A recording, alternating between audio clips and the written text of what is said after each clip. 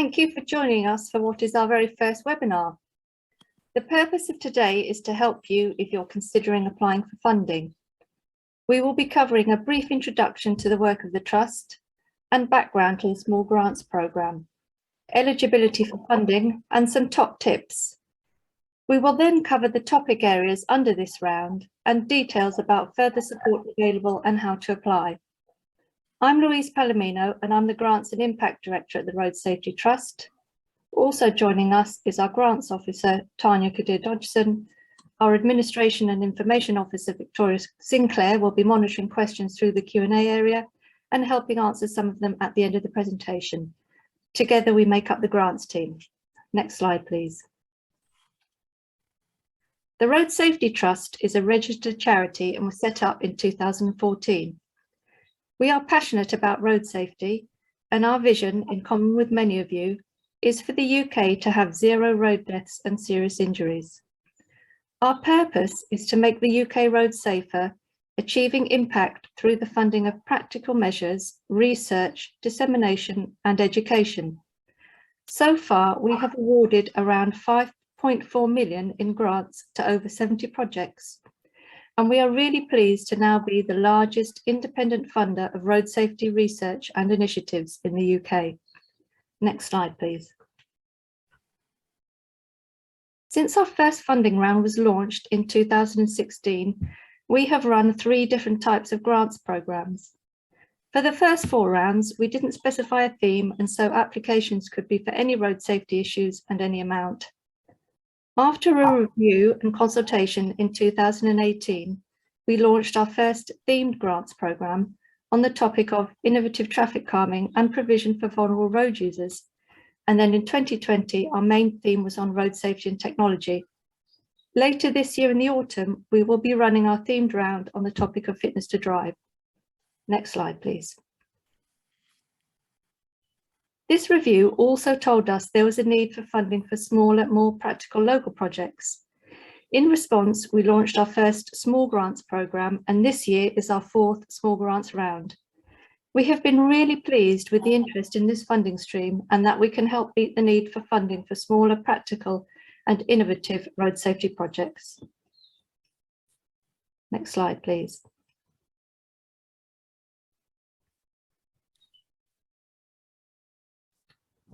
So I think it's back one slide actually, Ed.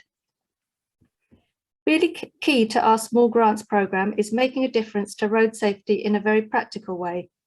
First launched in 2019, the programme is particularly suitable for local projects, which can then share their learning and make resulting tools or interventions available to other practitioners across the country. The focus is on trialling, piloting and evaluating ways of improving road safety, and generally funding is available between 10k and 30k. Next slide, please. This year, our small grants programme is very different to previous years, and we are awarding funding in 4 areas. The reason for this is very much to do with our strategic aims of supporting our funded work on its journey from research through to practical implementation and achieving wider impact. The 4 areas which we will talk about a bit more in a moment are areas that we have previously funded and that either resulted in interventions with guidance for practitioners or in research which is ready to be further trialled, developed and applied in practical ways. The areas are Community Corners, which is a local traffic calming intervention, Mobile Engaged, ways to tackle mobile phone use by drivers, Improving driving behaviour through mindfulness, and Targeting road injury prevention, which is about new ways to use data to design road safety campaigns. Next slide, please. To apply, you need to be based in the UK, and local public sector organisations, charities and community interest companies are eligible. Further details about who is eligible are given in the guidance. Because this is designed to be a practically focused grant programme, we would like the impetus for the project to come from road safety practitioners. This is why we are saying universities can apply, but it has to be in partnership with one of these local organisations. And if for whatever reason you want the university to be the accountable body or lead organisation for the grant, then this needs to be in agreement with us before you apply.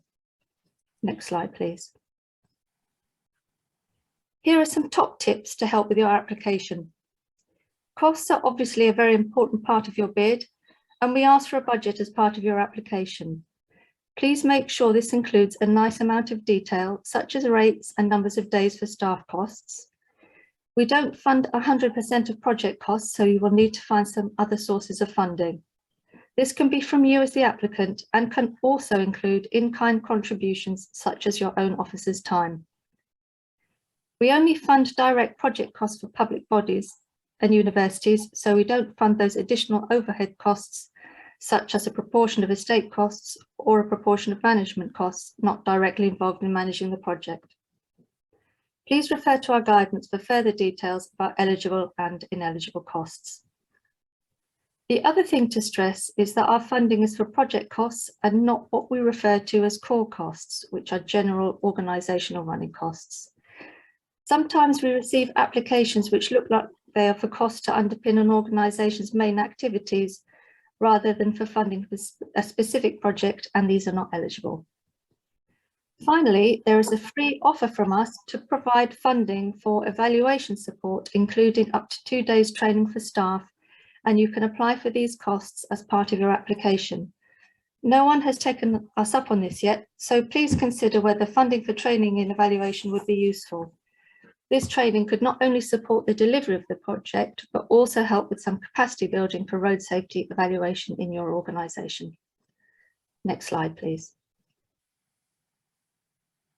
It is really important that you clearly set out your project aims and set measurable road safety objectives, and that you explain how the project will improve road safety. This is the first criteria we look at and is the most important. Partnership working is another really key criteria, and we expect to see some degree of this in all bids. The more you can tell us about the role and contribution of partners, the better. What's great about grant funding is that it is an opportunity to try things and learn about how and why they work, and indeed if they work. In this spirit, we ask all our projects to demonstrate how they will share any learning, for example, through reports and practitioners' guides. We also ask you to think about how you will tell people about and make available any tools or interventions that the project will develop. We have a partnership with Road Safety GB, who host all project reports on a dedicated section of the Knowledge Centre, and many of our projects have taken up the opportunity of presenting at RSGB conferences, and so this is a good thing to include in your bid. Working in this way is when we can say collectively we have made a difference through what's been learned about road safety and by influencing road safety practice and policy. I'm now going to hand you over to my colleague Tanya, who will tell you more about the areas you can apply for funding for under this year's Small Grants Programme. Thank you. Thank you, Louise. Hello, everyone. I'm Tanya, Grant Officer at the Road Safety Trust, and I'm here to talk to you about some of the areas of work we want to support with this grant. One of the areas we want to explore further, Community Corners, uses relatively small changes in street design to deliver road safety benefits. This community-led approach of light touch, psychological traffic calming techniques was trialed in 2018 by Transport Research Laboratory via a grant from RST. The project points to some of the potential benefits of using street design to change the feel of a street from one of a well-defined highway designed primarily for cars to an environment shared by road users and the community where families live, children play, and people move around and socialize.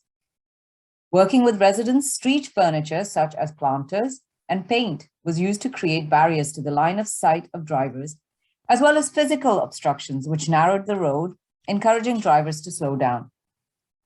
The trials show that these low-cost interventions can deliver both reduced speed and traffic volume, areas that are high on the list of local authority road safety priorities. Shrinking budgets could make this approach even more attractive in the future. And they can also present an alternative to the more contentious low-traffic networks approach. Trials also pointed towards secondary benefits such as livability, community cohesion, air quality improvement, and traffic noise reduction. Next slide, please. One of the outputs from this project is a practitioner's note that gives a high-level step-by-step guide on the practicalities of delivering this type of project. It explains what sort of permissions are necessary, where to go to secure funding, how to recruit the right streets for a trial, and even identifies some key challenges that were faced by the project. With this latest call, we want to encourage local authorities to undertake additional trials or evaluations of existing projects to further explore this link between road design and driver behavior. These projects rely on community buy-in and must support local priorities. For further information on this area of work, you can refer to our guidance. Next slide, please. This next area of work aims to tackle the road safety challenges created by distracted driving associated with mobile phone use by drivers. Despite tougher legislation, this remains a tricky area for police forces, local authorities, and road safety partnerships involved in trying to control mobile phone use while driving. It's important to highlight that the law often lags behind the rapid pace of technological change and behavior in this area. For example, new rules continue to focus on handheld use, despite evidence that hands-free use can create as much distraction.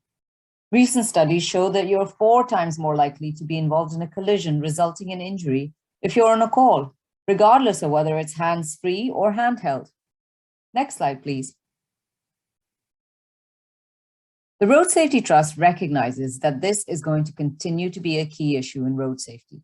And in 2018, we awarded a grant to Dr. Wells and Dr. Shaw from Keele University to collaborate with innovators trying to prevent mobile phone use while driving, to go on to share and improve practice in this area. This led to the publication of a valuable resource for road safety practitioners, the Mobile Engage Compendium.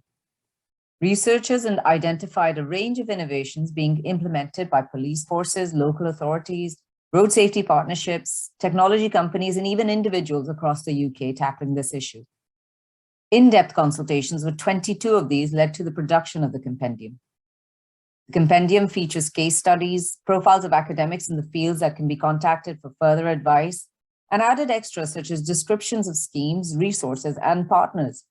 Case studies span engineering, education, engagement, and enforcement. Guidance is also provided on issues such as finding and interpreting data, designing projects, considering audiences, evaluation, and public engagement. The compendium is intended as a resource for interested road safety and roads policing professionals and can also act as a basis for future research and evaluation activities. Through this call, the Road Safety Trust wants to encourage trials of practical interventions highlighted in the compendium or evaluations using learning from the compendium. Next slide, please. Finally, I want to talk to you about the potential application of mindfulness training to improve road safety behavior. Mindfulness is defined as the act of focusing attention on the current moment.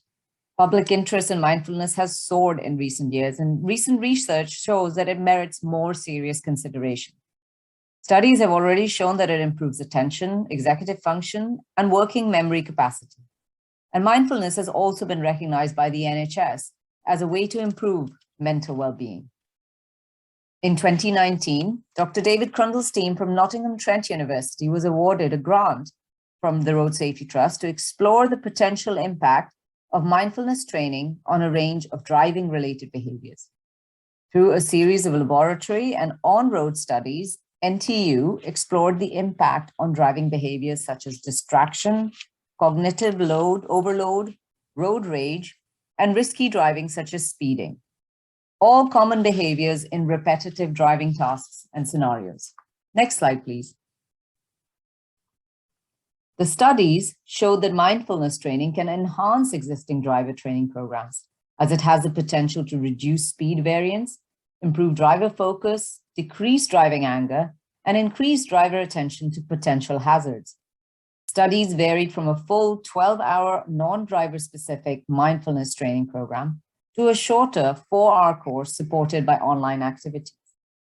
With this call, the Road Safety Trust hopes to trial and extend the existing mindfulness research in a practical way to improve road safety. I'm now going to hand back to my colleague Louise to expand on the final area of work. Next slide, please.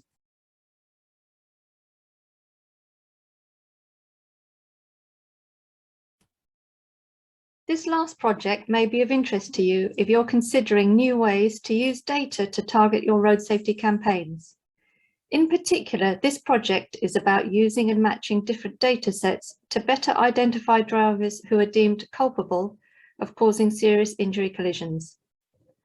Addenbrookes Charitable Trust with Cambridgeshire and Peterborough Road Safety Partnership were awarded funding to look in detail at crashes that cause severe injury and death and the type of drivers involved. Academic support was provided by Loughborough University. Next slide, please. Using Cambridgeshire Police collision data and linking it to hospital data from Cambridge University Hospital Trauma Audit Research Network over a 5-year period, the project identified Cambridgeshire resident drivers who were involved in clinically defined serious injury collisions. A culpability score was then created for all drivers involved in road traffic collisions in Cambridgeshire and Peterborough. The culpable drivers involved in serious and fatal injury collisions were then matched to socio-demographic profiles based on postcodes. Next slide, please. The trial results indicate that the tool can be used for identifying riskier drivers more likely to cause collisions. This information could then be used to develop targeted road safety education training and enforcement campaigns. This grant round provides you with an opportunity to trial this approach in your area as part of your work on targeted road safety education campaigns. Next slide, please. Where can you find further support with your application? Firstly, please look at the guidance on our website. This guidance for applicants includes further information and contact points for the 4 areas that you can apply for in this round. These contacts can share their experience of the project and lessons learned. Dr. Helen Wells, the contact point for Mobile Engaged, can also connect applicants to the Roads Policing Academic Network, RPAN. This network started as Roads Policing, but now includes a wider range of road safety academics and practitioners that may be able to help you with your project. In our guidance, there is also a list of organisations who can help with evaluation. As mentioned earlier, you can also apply for funding for evaluation training and support in your application. Our website contains a dedicated page on previous small grants and a case study document that you can download. This year, as a new initiative, as well as this webinar, we are offering one-to-one appointments of around 20 minutes. At these, Tanya and myself can answer questions you may have about the guidance, criteria and application process. We will send out information on how you can do this after this webinar. You can also contact us by email, but bear in mind we are a small team and we all work part-time, and it may take a few days to respond to you. Next slide, please. You can apply online via a portal on our website, which opened for this round earlier this week on Tuesday. All applications must be made online. You will need to register and set up an account if you don't already have one, and complete a short eligibility quiz. This quiz is designed to save your time in applying if your project is not eligible. Applications will close on the 26th of April, and you should hear a decision in June or July. The total budget we have for this round is £180,000. If you decide to apply, good luck with your applications. Thank you for listening, and we now have a few minutes for questions.